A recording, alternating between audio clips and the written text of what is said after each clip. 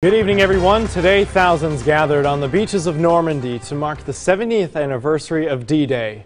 On June 6, 1944, more than 150,000 troops took part in the invasion of Normandy, the largest amphibious assault in history.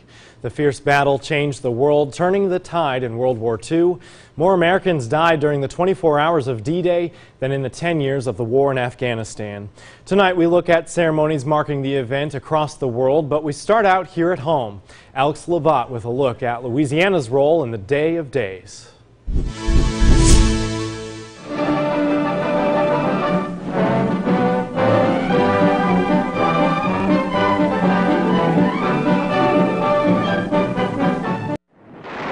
More than 5,000 ships and 11,000 aircraft carrying thousands of troops were involved in the Day of Days, or as it's more commonly known, D-Day.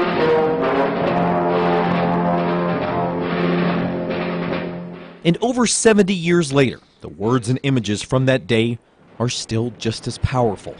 Your task will not be an easy one. Your enemy is well trained, well equipped, and battle hardened. He will fight savagely. But this is the year 1944. Much has happened since the Nazi triumphs of 1940-41. In front of the old City Hall in Lafayette, those who fought that fateful day were honored. Men, some enlisting when they were just boys, taking on the Nazis in a force that seemed unstoppable.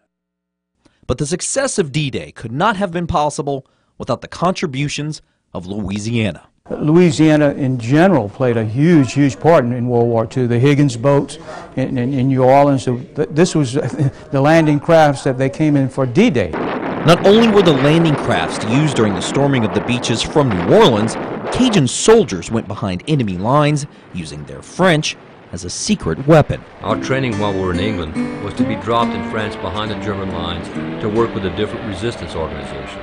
They would have linguistically blended in perfectly the way they made their R's, the vowel values, the speaking cadence. Everything would have sounded familiar.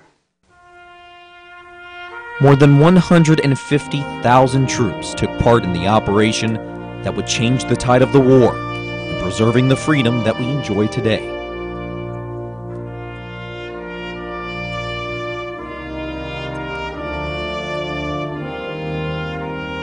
"12,000 of those troops gave their lives on that Day of Days, and over the past 70 years, many more have been lost to the sands of time. But some are still alive, reminding us all why they're called the Greatest Generation." I'm Alex Labat for KATC TV3.